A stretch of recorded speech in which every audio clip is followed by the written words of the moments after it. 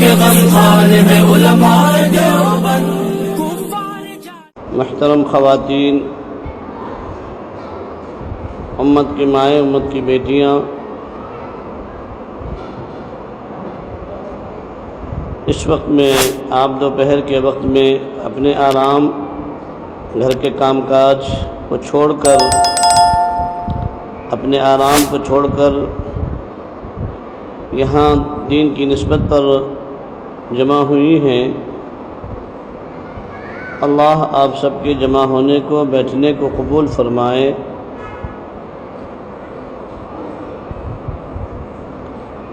میری ماں اور بہنوں،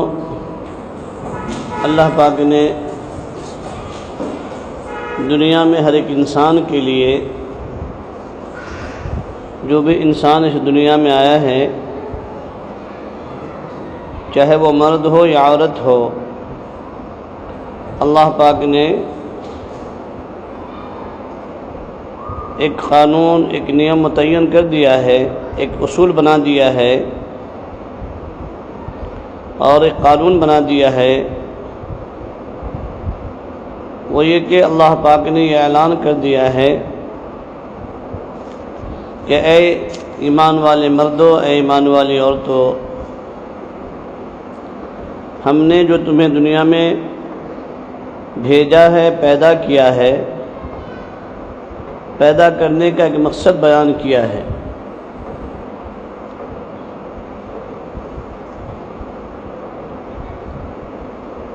اللہ رب العزت نے ساری کائنات کو پیدا کیا اور تمام مخلوقات کو پیدا کیا. انہی مخلوقات میں سے حضرت انسان یعنی مردوں کو اور عورتوں کو بھی پیدا کیا ہے. لیکن اللہ پاک نے ہر ایک کے لیے ایک نظام اور ایک اصول اور ایک قانون متعین کر دیا ہے. وہ قانون اللہ تعالیٰ نے یہ بنایا ہے کہ جو بھی انسان اس دنیا میں آیا ہے، وہ انسان مرنے کے لیے آیا ہے. دنیا سے ایک نہ ایک روز اس کو فنا ہونا ہے. دنیا ایک نہ ایک دن ہر ایک انسان کو چھوڑنی ہے. کوئی بھی انسان دنیا میں رہنے کے لیے نہیں آیا ہے. ہر ایک انسان کو اس دنیا سے ایک نہ ایک دن کوچ کرنا ہے. اللہ پاک نے جس انسان کی جب تک کی روزی مقدر میں لکھ رکھی ہے، جب تک کہ دنیا کے اندر اس کا جینا مقدر میں لکھ رکھا ہے، جو اس کا آخری لقمہ ہوگا، پانی کا جو آخری گھونٹ، آخری قطرہ اس کے مقدر کا ہوگا، وہ انسان اپنے مقدر کا آخری لقمہ کھائے گا، اپنے مقدر کا آخری پانی کا گھونٹ پیے گا اور اس دنیا سے کوچ کر جائے گا.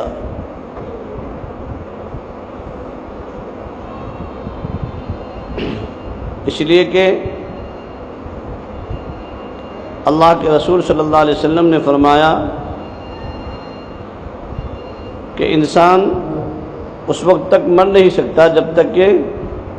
اس کی موت کا وقت لکھا ہوا نہ ہو، اور انسان اس سانس سے زیادہ جی نہیں سکتا جو اس کی زندگی کا آخری سانس لکھا ہوا ہے.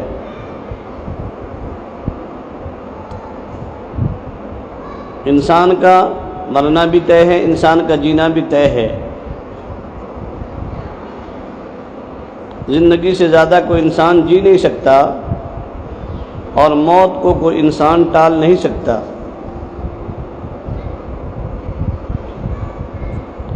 اور موت کے اوپر ہر ایک انسان کا یقین ہے،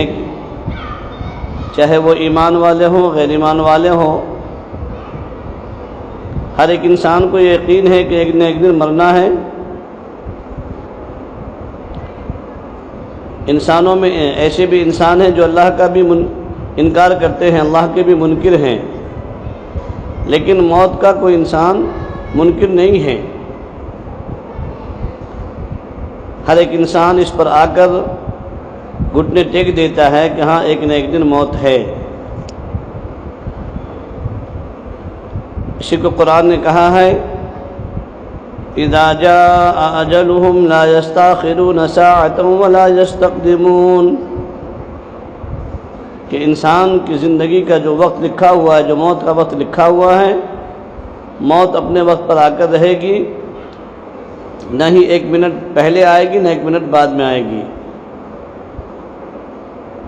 بلکہ اسی وقت میں اس کو موت آ کر رہے گی جس وقت کا اس کی موت کا وقت لکھا ہوا ہے۔ تو بس دنیا میں ہر ایک انسان کو اسی لیے بھیجا گیا ہے کہ ہر ایک انسان موت سے پہلے اپنی قبر کی، اپنی آخرت کی تیاری کر کے دنیا سے آئے۔ اور اسی کو سیدنا علی رضی اللہ تعالیٰ عنہ فرماتے ہیں کہ عقل مند ہے وہ انسان جو موت سے پہلے موت کی تیاری کر لے۔ عقل مند ہے وہ انسان جو توبہ کے دروازہ بند ہونے سے پہلے توبہ کر لے۔ عجلوا بالتوبۃ قبل الموت، ہے نا، کہ توبہ کے اندر جلدی کرو موت سے پہلے۔ عجلوا بالصلاۃ قبل الموت، نماز کے اندر جلدی کرو موت سے پہلے، اور موت کی تیاری کر لو موت سے پہلے۔ ایسا انسان عقل مند ہے، ہوشیار ہے۔ اور ایک روایت کے اندر آتا ہے، سیدنا حضرت علی رضی اللہ تعالیٰ عنہ کی روایت ہے، حدیث ہے، حضرت ابو ہریرہ رضی اللہ تعالیٰ عنہ کی حدیث ہے۔ سیدنا ابو ہریرہ رضی اللہ تعالیٰ عنہ فرماتے ہیں کہ 5 چیزوں کے آنے سے پہلے غنیمت سمجھو، یعنی اس چیز کو غنیمت سمجھو۔ 5 چیزوں کے آنے سے پہلے غنیمت سمجھو، بہتر سمجھو، کہیں ایسا نہ ہو کہ وقت چلا جائے اور پھر تمہیں ان چیزوں کے کرنے کا موقع نہ ملے۔ ان میں سے پہلی چیز کیا فرمائی؟ حضرت ابو ہریرہ رضی اللہ تعالیٰ عنہ جو راوی حدیث ہیں وہ فرماتے ہیں کہ زندگی کو غنیمت سمجھو موت آنے سے پہلے۔ انسان کو اپنی زندگی کو غنیمت سمجھنا چاہیے کہ جو زندگی مل رہی ہے ہم اس میں جتنا ہو سکے اللہ کی عبادت کر لیں، احکامات خداوندی پر عمل کر لیں، اللہ کو راضی کر کے اس دنیا سے چلے جائیں۔ تو یہ ہے مطلب کہ زندگی کو غنیمت سمجھو موت آنے سے پہلے، اس لیے کہ موت آنے کے بعد انسان کوئی عمل صالح نہیں کر سکتا، نہ ہی کوئی مرد کر سکتا، نہ ہی کوئی عورتیں کر سکتی، اس لیے کہ مرنے کے بعد عمل کا وقت نہیں ہوگا، مرنے کے بعد تو بدلے کا وقت ہوگا، انعام پانے کا وقت ہوگا۔ جیسے آپ نے دیکھا ہے کہ برسات کے موسم میں انسان دھان کی، چاول کی کھیتیاں لگاتے ہیں، ہے نا، وہ وقت کھیتی لگانے کا ہوتا ہے، اور پھر ایک موسم آتا ہے وہ کہ دھان کاٹنے کا موسم آتا ہے، وقت آتا ہے، گیہوں لگانے کا وقت موسم آتا ہے، ایسی ساگ اور سبزی اگانے کا اور لگانے کا وقت آتا ہے، اس کا ایک موسم آتا ہے۔ اللہ تعالیٰ نے اسی لیے موسم بنائے ہیں۔ اب اگرچہ سائنس کی دنیا میں روزانہ میتھی بھاجی مل جاتی ہے، روزانہ کوتمیر مل جاتا ہے، روزانہ سبزی مل جاتی ہے، لیکن بظاہر قدرتی طور پر جو ہے نا ان کے اندر وہ طاقت اور وہ چاشنی، وہ مٹھاس، وہ ذائقہ نہیں رہتا جو اللہ تعالیٰ نے قدرتی طور پر جن چیزوں کے لیے جو موسم بنا رکھا ہے۔ ایسے ہی میری ماں اور بہنوں، اللہ پاک نے انسان کو ایک موقع دیا ہے نا، کہ موت آنے سے پہلے موت کی تیاری کر لے اور زندگی کو غنیمت سمجھ لے،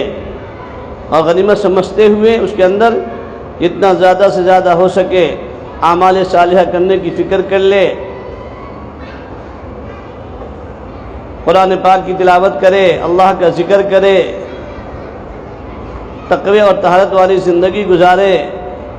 پاکیزہ زندگی گزارے، پردے والی زندگی گزارے، حیا والی زندگی گزارے، اللہ اور اللہ کے رسول صلی اللہ علیہ وسلم کی شریعت و سنت کے مطابق اپنی زندگی گزارنے والی بن جائیں۔ اس لیے کہ پھر ایک وقت آئے گا کہ موت کا جھٹکا آئے گا اور انسان کی آنکھیں بند ہو جائے گی، سانس بند ہو جائے گی، پھر کسی نیکی کے کرنے کا موقع نہیں ملے گا۔ اس لیے کہ موت کے بعد تو پھر اس کا بدلہ بس لینا ہے۔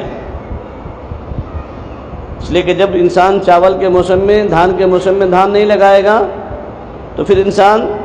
کاٹنے کے موسم میں کہاں سے دھان کاٹے گا؟ جب کھیتی لگایا ہی نہیں، کھیتی بویا ہی نہیں، تو یقیناً کاٹتے وقت میں وہ پچھتائے گا کہ کاش میں بھی چاول کی کھیتی لگا لیا ہوتا، فلاں موسم میں فلاں چیز اپنے کھیت میں بو لیا ہوتا، گنے کی سیزن میں گنا لگا لیا ہوتا تو آج گنے کے ذریعے سے آمدنی آتی، لیکن اب بعد میں پچھتا رہا ہے، تو بعد میں کا پچھتانا کوئی فائدہ مند نہیں ہوگا۔ اس لیے راوی حدیث حضرت ابو ہریرہ رضی اللہ تعالیٰ عنہ فرماتے ہیں کہ زندگی کو غنیمت سمجھو موت آنے سے پہلے۔ اور دوسری چیز فرمائی کہ جوانی کو غنیمت سمجھو بڑھاپا آنے سے پہلے،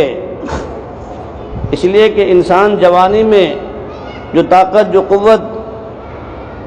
ہوتی ہے وہ بڑھاپے میں نہیں ہوتی۔ بڑھاپے میں انسان کے ہاتھ پاؤں کانپنے لگ جاتے ہیں، بینائی بھی کمزور ہو جاتی ہے نا، ہاتھ پاؤں کی طاقت بھی کم ہو جاتی ہے۔ انسان جس طریقے سے جوانی میں کھڑے ہو کر قیام کے ساتھ، سجدے قعود کے ساتھ ہے نا نماز ادا کر سکتا ہو، وہ بڑھاپے میں مشکل ہوتا ہے انسان کے لیے کرنا۔ اس لیے انسان کو جوانی کو غنیمت سمجھنا چاہیے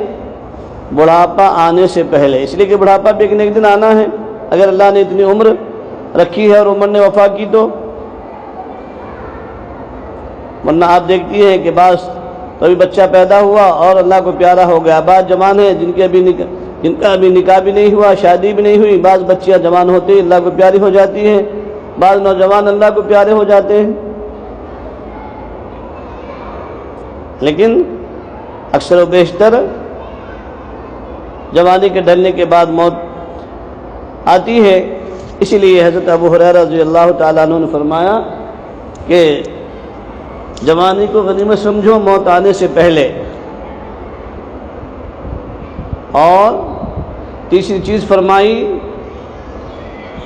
کہ صحت کو غنیمت سمجھو، تندرستی کو غنیمت سمجھو بیماری آنے سے پہلے۔ اس لیے کہ آج اچھی صحت ہے نا، اچھی تندرستی ہے، تو جتنا ہو سکے ہم آج نیکی کر لیں، احکامات خداوندی پر عمل کرنے والی بن جائیں۔ ہو سکتا ہے کل کو کوئی ایسی بیماری لاحق ہو جائے کہ پھر ہمارے لیے کھڑے ہو کر نماز پڑھنا مشکل، بیٹھ کر بھی نماز پڑھنا مشکل ہے نا، اور کوئی بیماری ایسی لاحق ہو جائے کہ جس کی وجہ سے انسان چلنے پھرنے سے قاصر ہو سکتا ہے، دماغی اعتبار سے کمزور ہو سکتا ہے، بینائی کے اعتبار سے کمزور ہو سکتا ہے۔ تو اس لیے آج جو اللہ تعالیٰ نے یہ صحت دی ہے، جوانی دی ہے نا، یہ عمر دی ہے، ان کو غنیمت سمجھنا چاہیے۔ تندرستی ہے تو اس تندرستی کے اندر، اس صحت کے اندر جتنا ہو سکے اللہ کا ذکر کر لیں، قرآن پاک کی تلاوت کر لیں، جتنا ہو جائیں، جتنا ہو سکے اللہ کے راستے کی دوڑ دھوپ کر لیں، اللہ کے راستے میں وقت لگا لیں، چلا 4 مہینہ لگا لیں، 10 دن لگا لیں، 3 دن لگا لیں، اس لیے کہ پھر بیماری لاحق ہوگی تو انسان چلنے پھرنے سے قاصر، کہیں آنے جانے سے قاصر نہیں کر سکتا۔ اور چوتھی چیز فرمائی کہ انسان خوشحالی کو غنیمت سمجھے، ہے نا، تنگ دستی آنے سے پہلے۔ آج اللہ نے مال دیا ہے تو اس مال کو اللہ کے دین کے لیے خرچ کر لیں، اللہ کے دین پر لگا دیں، احکامات خداوندی پر لگا لیں، مسجدوں میں لگا دیں، خانقاہوں میں لگا دیں، مکاتب میں لگا دیں، مدارس میں لگا دیں، غریبوں پر، بیواؤں پر، یتیموں پر، مساکینوں پر اپنے مال کو لگا لیں، ہے نا۔ صحابہ اور صحابیات کا مزاج، ازواج مطہرات کا مزاج یہ ہوتا تھا کہ جو کچھ ان کے پاس میں آتا وہ فوراً اللہ کے دین کے لیے خرچ کر دیتی، اللہ کے دین پر لگا دیتی، کچھ رکھتی نہیں تھی اپنے پاس میں۔ گھر میں اگرچہ فاقہ ہے لیکن کوئی سائل آ گیا اور گھر میں کوئی 1 دینار 2 دینار، ہے نا، 1 اشرفی 2 اشرفی ہوتی گھر کے اندر، تو پہلے اس سائل کی، اس آنے والے فقیر کی حاجت کو پوری کر دیتی تھی،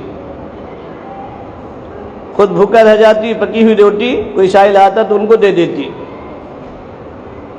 آپ نے سنا ہے نا بارہا وہ واقعہ کہ گھر میں مہمان آ گئے، ہے نا، اور بیوی کہہ رہی ہے کہ چراغ کو گل کر دو، مہمان آ گئے ہیں، پہلے ان کو کھانا کھلاؤ۔ بھوکے بچے کو سلا دیا لیکن مہمان کو بھوکا پیٹ وہاں سے بھیجنا یا جانا گوارا نہ کیا۔ یہ صحابیات کا مزاج بنا ہوا تھا، ازواج مطہرات رضی اللہ تعالی عنہن کا مزاج بنا ہوا تھا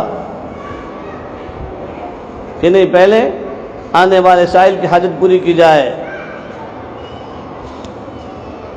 ان کے تقاضوں کو پورا کیا جائے۔ اپنا تقاضا آگے پیچھے کر دیتی تھی لیکن ان کے تقاضے کو، ان کی ضروریات کو مقدم کرتی تھی۔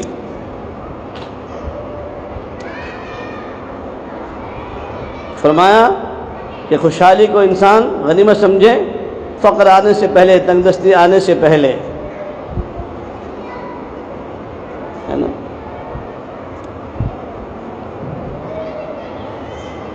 تو یہ ہونا چاہیے ہمارے اندر کہ ہم ان کو غنیمت سمجھتے ہوئے اپنی زندگی کو لگا لیں، اپنے مال کو لگا دیں، ہے نا، اپنی خوشحالی کو لگا دیں، اپنی جوانی کو لگا دیں، اس لیے کہ یہ جو کچھ ہے نہ جان ہماری ہے نہ مال ہمارا ہے۔ اللہ نے اعلان کر دیا، ان اللہ اشتری من المؤمنین انفسهم واموالهم بان لهم الجنہ،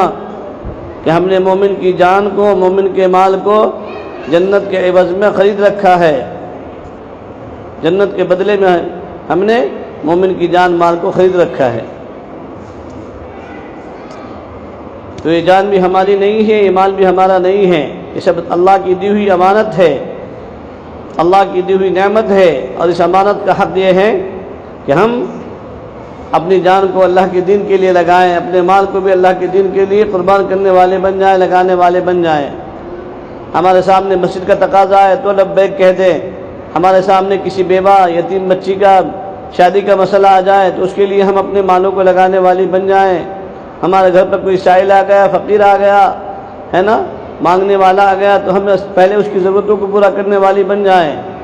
یہ نہ ہو کہ سائل کے آتے ہی ہمارے جو ہے نا بھویں چڑھ جائیں، ہم آنکھ چڑھانے والی، منہ چڑھانے والی بن جائیں، نہیں، اللہ اسے ناراض ہوتے ہیں۔ اس لیے کہ سائل بھی آتا ہے تو اپنی روزی لے کر کے آتا ہے، کوئی مہمان گھر میں آتا ہے تو اپنی روزی ساتھ میں لے کر آتا ہے۔ آج تو ہمارے گھروں کا حال یہ ہے کہ اگر ہمارے گھر میں 2-3 مہمان آ گئے تو ہم پریشان ہو جاتے ہیں اور اپنے لیے عار اور بوجھ سمجھتی ہے، مصیبت سمجھتی ہے۔ نہیں میری ماں اور بہنوں، یہ مہمان جو آتا ہے نا تو اپنا رزق لے کر آپ کے گھر میں آتا ہے نا، رزق اس کا ہوتا ہے، کھاتا آپ کے دسترخوان پر، ہے نا۔ اور ایک مہمان اگر آپ کے دسترخوان پر آ کر کھانا کھا لیتا ہے تو گویا کہ 40 دن کی روزی کی برکت وہ دے کر آپ کو چلا جاتا ہے۔ اللہ اکبر کبیرہ۔ کتنا بڑا انعام اللہ کے رسول صلی اللہ علیہ وسلم نے ہمیں اور آپ کو دیا ہے، کتنی بڑی برکت دی ہے کہ ایک مہمان کو اگر آپ نے کھانا کھلا دیا تو 40 دن کی گویا کہ آپ کو برکت مل گئی۔ آپ نے سنا نا، وہ حضرت ابراہیم علیہ السلام بغیر مہمان کے تو کھانا ہی نہیں کھایا کرتے تھے۔ دسترخوان لگ جاتا، کھانا لگ جاتا تو دروازے پر کھڑے ہو جاتے کہ ہے کوئی ایسا محتاج غریب، کوئی سائل اور کوئی بھوکا انسان جو جا رہا ہو اور وہ بھوکا ہو تو میں اس کو اپنے گھر لا کر اس کی مہمان نوازی کروں، اس کو کھانا کھلاؤں۔ تو پکڑ پکڑ کر لاتے تھے اور اپنے دسترخوان پر بٹھاتے تھے اور کھانا ان کو کھلا کر ان کو واپس بھیجتے تھے۔ ایک روز ایک غیر ایمان والا یہودی مہمان ان کے دسترخوان پر آ گیا اور بسم اللہ نہیں پڑھی بس اس نے تو کھانے پر سے اٹھا دیا، لیکن اللہ رب العزت کو غصہ آ گیا، فوراً کہا اے ابراہیم تم میرے نبی ہو باوجود کہ تم نے میرے ایک بندے کو دسترخوان سے اٹھا دیا صرف اس لیے کہ اس نے تمہارے دسترخوان پر بسم اللہ نہیں پڑھی۔ اور میں تو اس کو بغیر بسم اللہ کے آج تک پلا رہا ہوں، اتنے سال ہو گئے، آخر میں اس کو روزی دے رہا ہوں اس لیے کہ آخر وہ بھی میرا بندہ ہی ہے نا۔ تو فوراً حضرت ابراہیم علیہ السلام ہے نا روتے ہوئے بھاگے اور پھر اس مہمان کی جستجو کی تلاش کیا، پھر وہ آ گئے اور آنے کے بعد پھر کھانا بھی کھایا اور پھر اللہ نے ان کو ہدایت دی تو وہ ایمان بھی لے آئے۔ یہ تھا انبیاء علیہ السلام کا مزاج اور ان کے اندر یہ کمالات اور ان کی یہ خوبیاں ہوا کرتی تھی۔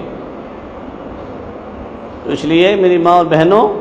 یہ جو اللہ نے جان دی ہے، یہ مال دیا ہے، نہ جان ہماری ہے نہ مال ہمارا ہے نا، نہ دولت ہماری ہے، یہ سب اللہ کی دی ہوئی امانت ہے، اور اس امانت کا حق یہ ہے کہ ہم اس کے مستحقین تک پہنچائیں۔ اگر اللہ نے آپ کو اتنا مال دیا ہے، دولت دی ہے، اس مال کا حق یہ ہے کہ آپ غریبوں میں، محتاجوں میں ہے نا، تنگ دستوں میں تقسیم کریں،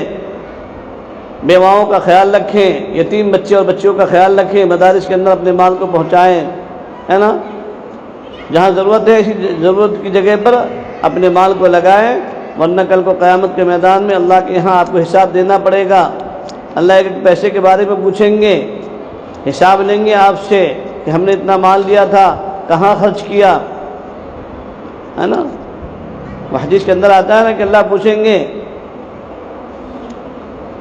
کہ میں بیمار تھا تم نے میری بیمار پرسی نہیں کی، میں بھوکا تھا تم نے مجھے کھانا نہیں کھلایا، میں پیاسا تھا تم نے پانی نہیں پلایا، میں ننگا تھا تم نے مجھے کپڑا نہیں پہنایا۔ بندہ کہے گا باری تعالیٰ تو تو وہ رب ہے جو ساری دنیا کو پہناتا تھا، تو تو وہ رب ہے جو ساری دنیا کو کھلاتا تھا، اور تو کھانے سے پاک اور صاف بے نیاز تھا۔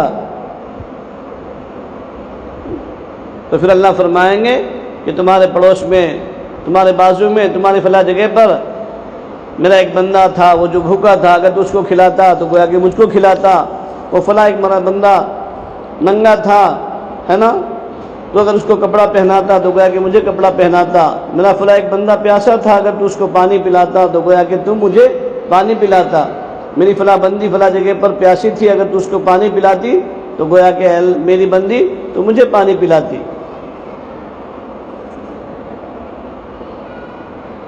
یہ مزاج جو ہے نا صحابہ اور صحابیات کا بنا ہوا تھا میری ماں اور بہنوں، یہ مزاج تابعات کا بنا ہوا تھا، یہ مزاج اللہ والوں کی خواتین کا، اللہ والوں کی بیویوں کا مزاج بنا ہوا تھا کہ اپنی جان پر اپنا مال کب خرچ کرتی تھی؟ اللہ کے بندوں پر، اللہ کی بندیوں پر اپنا مال لگا دیا کرتے تھے، لٹا دیا کرتی تھی، اپنے حق کو، اپنی ضرورتوں کو پیچھے کرتی تھی، لیکن اللہ کے بندوں کے تقاضوں کو آگے رکھتی تھی، اللہ کے بندوں کی ضرورتوں کو پہلے پورا کیا کرتی تھی۔ آج ہمارا حال کیا ہے؟ ہماری تو نیتیں یہ ہوتی ہے کہ نہیں ساری دنیا کی دولت مجھے مل جائے، میری بہن بھیک مانگ کر کھائے تو مجھے مزہ آتا ہے، نہیں، میری ماں اور بہنوں، ہر ایک انسان کے لیے خوشحالی کی تمنا کیا کرو اور خوش ہوا کرو کسی کے مال کو دیکھ کر، دولت کو دیکھ کر، کسی کے جو ہے نا اچھے پہننے کو دیکھ کر، کہ اللہ تو نے اس کو دیا، اللہ مجھے اور مزید اس کو اور دے اور ہمیں بھی دے، اللہ ہمیں بھی کسی کا محتاج نہ بنا۔ یہ ہونا چاہیے ہمارے اندر، جلنا نہیں چاہیے، حسد نہیں کرنا چاہیے، ہے نا۔ آج حسد کی بیماری بھی سب سے زیادہ ہمارے اندر ہے، غیبت کی بیماری بھی سب سے زیادہ ہمارے اندر ہے، چغل خوری کی بیماری بھی ہمارے اندر سب سے زیادہ ہے۔ جہاں دو خواتین بیٹھ گئیں بس فوراً آپس میں ایک دوسرے کی غیبت، ایک دوسرے کی جو ہے نا عیب جوئی شروع کر دی۔ نہیں میری ماں اور بہنوں، اللہ قیامت کے میدان میں کسی دوسرے بندی کے بارے میں آپ سے سوال نہیں کرے گا، نہیں پوچھے گا، پہلے آپ کو آپ کی ذات کے بارے میں سوال کرے گا۔ اللہ فرماتے ہیں وَمَا أُرْسِلُوا عَلَيْهِمْ حَافِظِينَ، کہ اے میرے بندوں، اے میری بندیوں، ہم نے تم کو کسی دوسرے کا داروغہ نہیں بنایا ہے نا، ہم نے تم کو کسی دوسری بہن کے لیے، دوسری خاتون کے لیے داروغہ نہیں بنایا ہے، ایلچی نہیں بنایا ہے، مخبری کرنے والا نہیں بنایا ہے، بلکہ ہم تو سب سے پہلے تم سے تمہاری ذات کے بارے میں سوال کریں گے، پوچھیں گے کہ تم کیسی زندگی لے کر کے آئی ہو، کیسی زندگی گزار کر آئی ہو، کیسی عبادتیں کر کے آئی ہو۔ سب سے بڑا مسئلہ تو اپنی ذات کا ہے میری ماں اور بہنوں۔ دوسری عورت کیا کر رہی، دوسری بہن کیا کر رہی، اس سے ہمیں کوئی سروکار نہیں ہونا چاہیے، نہیں، بلکہ ہم سب کو پہلے اپنی زندگی کو ٹٹولنا چاہیے، اپنے دامن میں جھانکنا چاہیے، اپنے آپ کو دیکھنا چاہیے کہ میں کتنا اللہ رب العزت کے احکامات پر عمل کر رہی ہوں، کہ میں کتنا سرکار دو جہاں صلی اللہ علیہ وسلم کے شریعت اور سنت پر عمل کر رہی ہوں، میری زندگی حضرت عائشہ صدیقہ رضی اللہ تعالی عنہ کی زندگی سے کتنی میل کھا رہی ہے، میری زندگی حضرت فاطمہ الزہرا رضی اللہ تعالی عنہ کی زندگی سے کتنی میل کھا رہی ہے، کتنی صفاتیں ان کی ہمارے اندر منتقل ہو رہی ہے،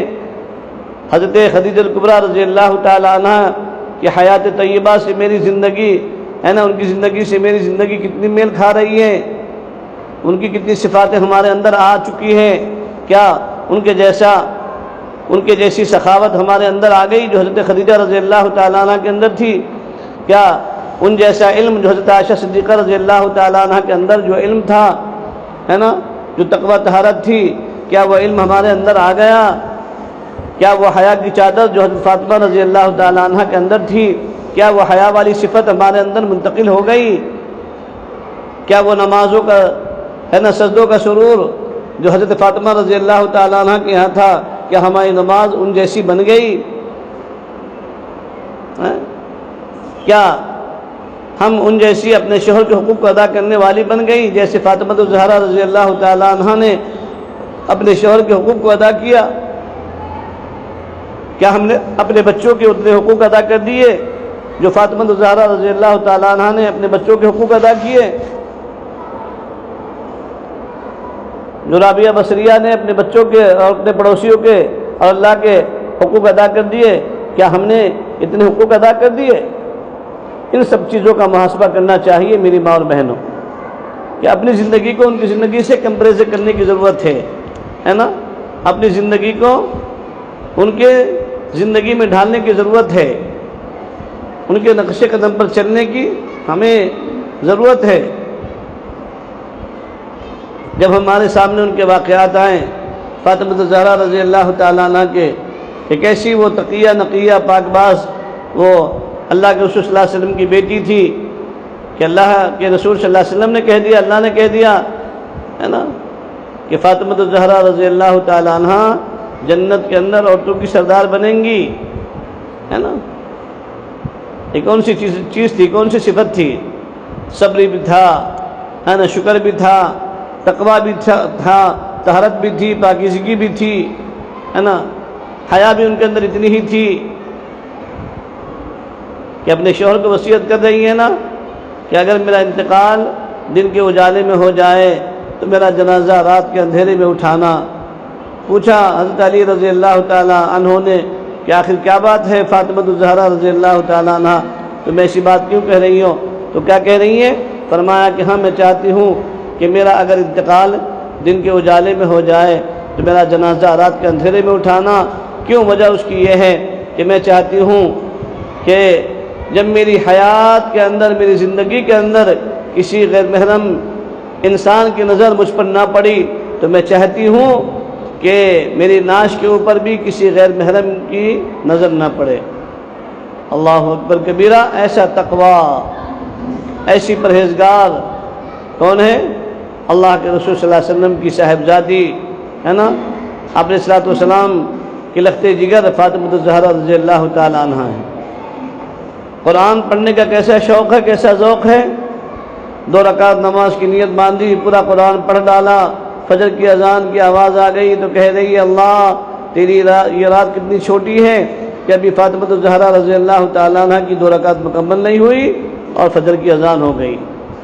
یہ قرآن کے پڑھنے کا اور نوافل کا اہتمام، یہ ان کے زندگیوں کا، ان کے اندر جو ہے نا نمازوں کا اہتمام تھا اور نمازوں کا ذوق تھا، تلاوت قرآن کا ذوق تھا۔ تو پھر ہمیں اپنا محاسبہ کرنا چاہیے کہ کیا ہماری زندگی، ہمارا قرآن ان جیسا ہو گیا جو جیسا قرآن فاطمہ الزہرا رضی اللہ تعالیٰ عنہ کا تھا، جیسا قرآن کا حق فاطمہ الزہرا رضی اللہ تعالیٰ عنہ نے ادا کر دیا؟ کیا ہم نے بھی ان کے مطابق عمل کی اپنی زندگی کے اندر؟ ہے نا۔ رابعہ بصریہ رحمۃ اللہ علیہا کون ہے؟ وہ بھی تو عابد جیسی خاتون ہیں، وہ بھی تو تابعیہ ہیں۔ کیسا ایمان، کیسا تقوی، کیسی پرہیزگار ہے نا، کہ بھنا ہوا مرغہ کسی نے پیش کیا تو دھاڑے مار کر رونے لگ گئی اور کہنے لگی یہ مرغہ مجھ سے اچھا ہے کہ پہلے اس کو ذبح کیا گیا اور پھر اس کی کھال ادھیڑی گئی، نکالی گئی، اس کے بعد میں اس کو تیل کے اندر تلا گیا۔ لیکن کہیں ایسا نہ ہو کہ رابعہ بصریہ کو زندہ ہی آگ کے اندر جلائے جائے تو رابعہ بصریہ کا کیا حال ہوگا؟ یہ ہے ان کی زندگیوں کے اندر آخرت کی فکر میری ماں اور بہنوں۔ تو اصل جو مقصود ہے زندگی کا اور آنے کا وہ یہ ہے کہ دنیا میں رہتے ہوئے انسان اپنے آپ کو ہے نا کیا کر لے؟ آخرت میں جانے کے قابل بنا لے۔ عجلوا بالصلاۃ قبل الموت، ہے نا، ہاں،